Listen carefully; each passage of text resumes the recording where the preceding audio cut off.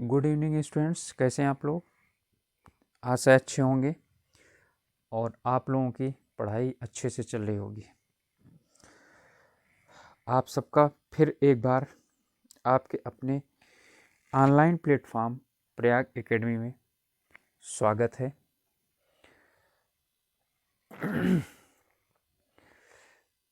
हम लोग भारतीय संविधान पढ़ रहे हैं, तो राज व्यवस्था के अंतर्गत या भारतीय संविधान में हमने संघ शासन पढ़ लिया है।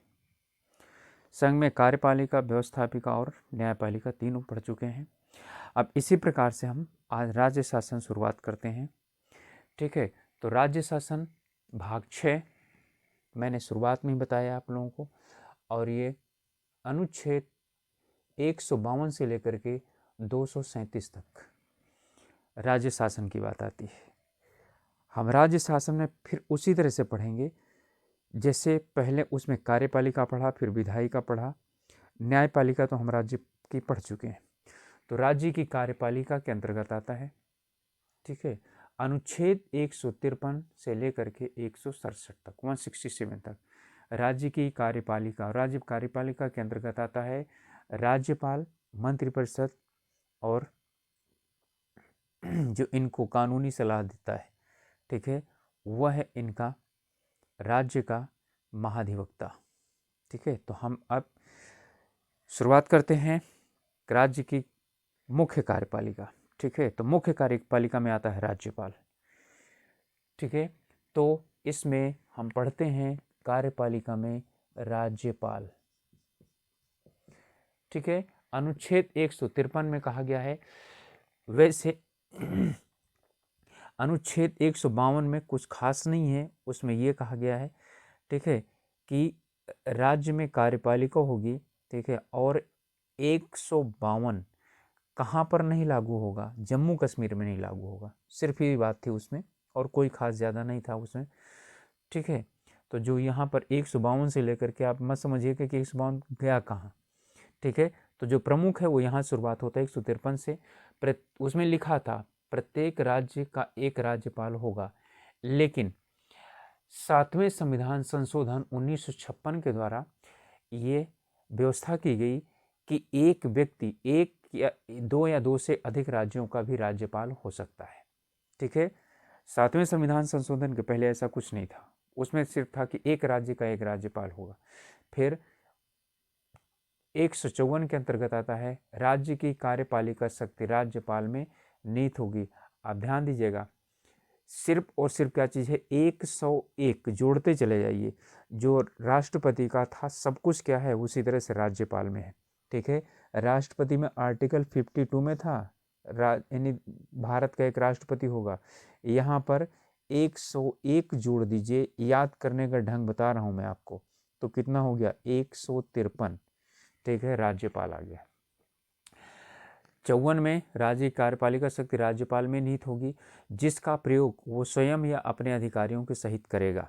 ठीक है, अधिकारियों के थ्रू करेगा, वही उसका मंत्रिपरिषद है।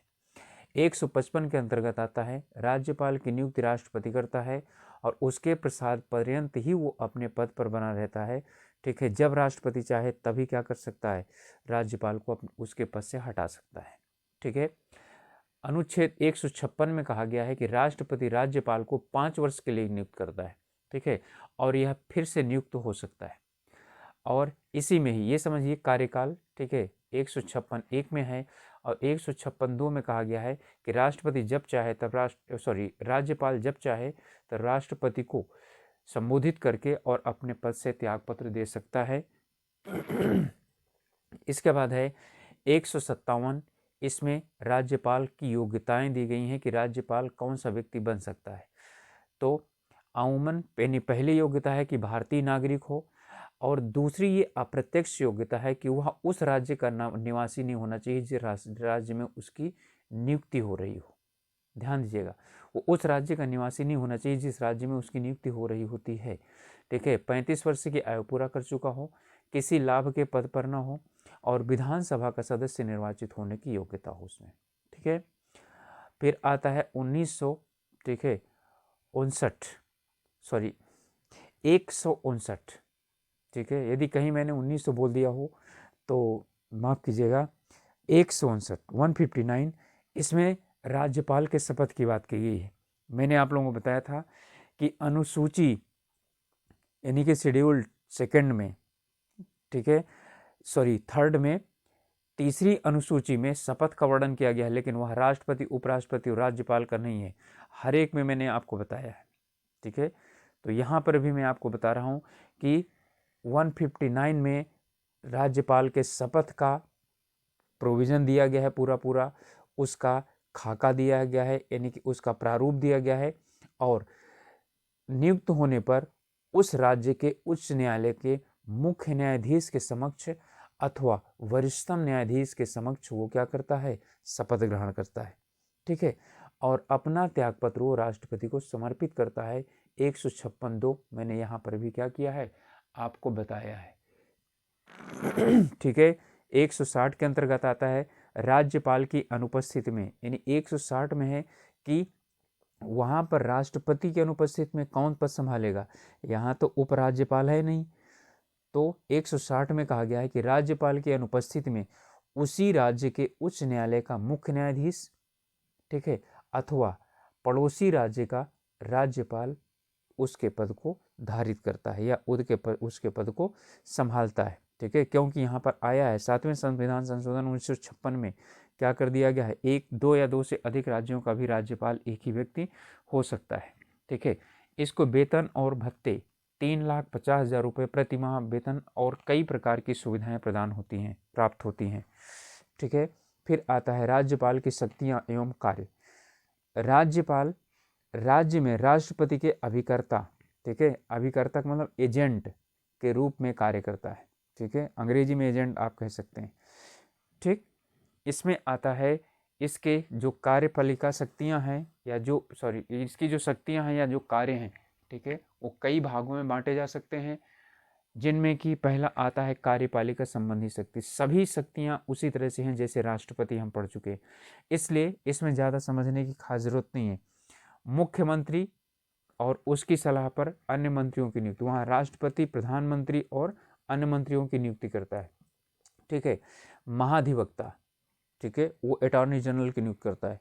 लोक सेवा आयोग के सदस्यों यानी अध्यक्ष और सदस्य सब, विश्वविद्यालय जो राज्य के अंतर्गत आते हैं सभी विश्वविद्यालयों के कुलपति, राज्य निर्वाचन आयोग के सदस्यों की नियुक्ति जो है ये इसके द्वारा की जाती है। ये सब कार्यपालिका संबंधी अधिकार के अंतर्गत आते हैं। फिर है विधायी अधिकार।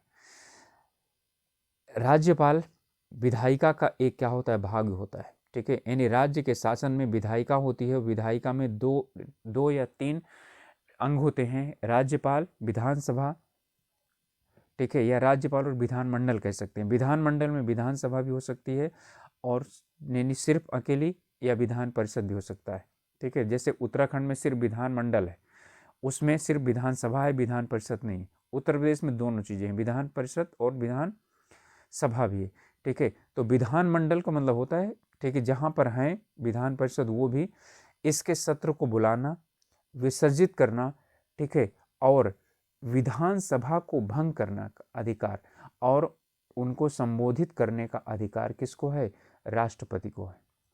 अनुच्छेद 213 के अंतर्गत जब विधानसभा का या विधानमंडल का सत्र न चल रहा हो तो इसे अध्यादेश जारी करने की शक्ति प्राप्त है, ठीक है। विधेयक पर हस्ताक्षर करके ये क्या बनाता है, कानून बनाता है उसको, और या तो उस विधेयक को राष्ट्रपति की स्वीकृति हेतु वो, ठीक है, रख लेता है। अनुच्छेद 200 के अंतर्गत आता है, ठीक है। और एक कार्य ये और भी करता है, जिस प्रकार राष्ट्रपति 12 सदस्यों की नियुक्ति राज्यसभा में करता है, उसी तरह से जिन प्रदेशों में विधान परिषद है, ठीक है, विधान परिषद है, वहाँ पर 1/6 सदस्यों की नियुक्ति, विधान परिषद के 1/6 सदस्यों की नियुक्ति राज्यपाल करता है। समझ में आ गया, ठीक है। जैसे वर्तमान में जो उत्तर प्रदेश के मुख्यमंत्री हैं योगी आदित्यनाथ जी, ठीक है, वो विधान परिषद के सदस्य हैं, विधानसभा के सदस्य नहीं है, उन्हें राज्यपाल द्वारा नियुक्त किया गया था, ठीक है। अब जो है इसके बाद या हो सकता है, माफ़ी चाहता हूँ इस बात के लिए, मुझे लगता है कि शायद उनका विधानसभा में, यानी विधानसभा के द्वारा निर्वाचन किया गया था। विधानसभा भी 1/6 सदस्यों का निर्वाचन करती है, ठीक है। थोड़ा सा कन्फ्यूजन है, लेकिन वो विधान परिषद के सदस्य हैं, इतना क्लियर है, ठीक है। इस बार वो चुनाव लड़ रहे हैं विधानसभा का, ठीक है। तीसरा है वित्तीय अधिकार, वित्त, ठीक है, वित्त विधेयक, धन विधेयक, विनियोग विधेयक, ठीक है, और अनुदान मांगे, सब राज्यपाल की पूर्व स्वीकृति के द्वारा, ठीक है, वित्त मंत्री क्या करता है, विधानसभा में रखता है, विधान परिषद में नहीं। जैसे वहाँ लोकसभा में, इस तरह से यहाँ विधानसभा में रखा जाता है, और उसे पारित करवाने का काम किसका होता है, वित्त मंत्री का होता है, सरकार का होता है। चौथा है न्यायिक अधिकार, अनुच्छेद 161, 160 तक वहाँ पर मैं बात कर चुका हूँ। 161 राज्य में, ठीक है, यानी कि राज्य की शक्ति जहाँ तक है, यानी अपने राज्य में यह मृत्यु दंड को छोड़ करके बाकी सभी प्राप्त सजाओं को कम कर सकता है या पूरी तरह से माफ कर सकता है, ठीक है। मृत्यु दंड पर, ठीक है, रोक लगाने का, कम करने का या इस पर निर्णय लेने का अधिकार सिर्फ और सिर्फ भारत के अंतर्गत राष्ट्रपति को है, और जो प्रधानमंत्री और उनके मंत्रिमंडल की सलाह पर वो निर्णय लेते हैं, ठीक है। तो ये मृत्यु दंड को छोड़ करके बाकी सभी यानी दंडों की सजा को, यानी दंडों को माफ कर सकता है या उनको कम कर सकता है, अपने राज्य में, दूसरे राज्य में नहीं, ठीक है। इसके बाद आता है पांचवा, विवेकाधीन शक्तियाँ। राष्ट्रपति को विवेकाधीन शक्तियाँ, ठीक है, उतनी नहीं प्राप्त हैं, ठीक है, लेकिन इसे विवेकाधीन शक्तियाँ प्राप्त हैं। अनुच्छेद 162 के अंतर्गत इसे कुछ विवेकाधीन शक्तियाँ प्राप्त हैं। कौन सी हैं? जब विधानसभा का निर्वाचन हो लेकिन वहाँ किसी भी दल को, ठीक है, स्पष्ट बहुमत न प्राप्त हो, ठीक है, और मुख्यमंत्री की नियुक्ति का संकट उत्पन्न हो गया हो, तो यह अपने विवेक का प्रयोग करते हुए मुख्यमंत्री की नियुक्ति कर सकता है, ठीक है। फिर है राष्ट्रपति शासन, यानी कि अनुच्छेद 356 में राष्ट्रपति शासन की सिफारिश करना राज्य में लागू करने के लिए। इसी की रिपोर्ट के आधार पर राष्ट्रपति क्या करता है, उस राज्य में राष्ट्रपति शासन की घोषणा करता है।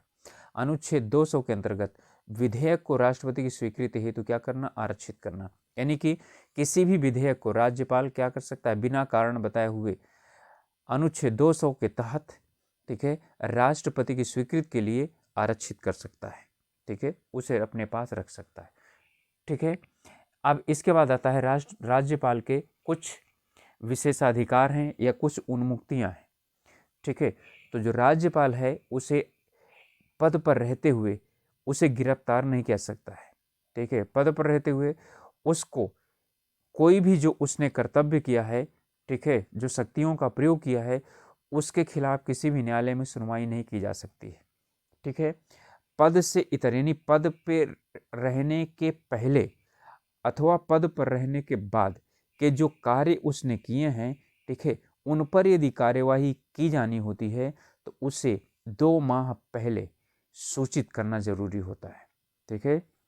अब इसके बाद मैं आपको ये बता देना चाहता हूँ कि इसमें कुछ वो हैं, ठीक है, राज्यपाल का नाम कुछ, यानी कि कुछ जगहों पर अलग से जाना जाता है, खास करके केंद्र शासित प्रदेशों में। राज्यों में हर जगह राज्यपाल नाम जाना जाता है, लेकिन जम्मू कश्मीर, चंडीगढ़ में उसे राज्यपाल कहा जाता है, ठीक है। दिल्ली, पुदुचेरी यानी पांडिचेरी जिसे आप बोलते हैं, अंडमान और निकोबार और लद्दाख में उसे उपराज्यपाल कहा जाता है, समझिएगा।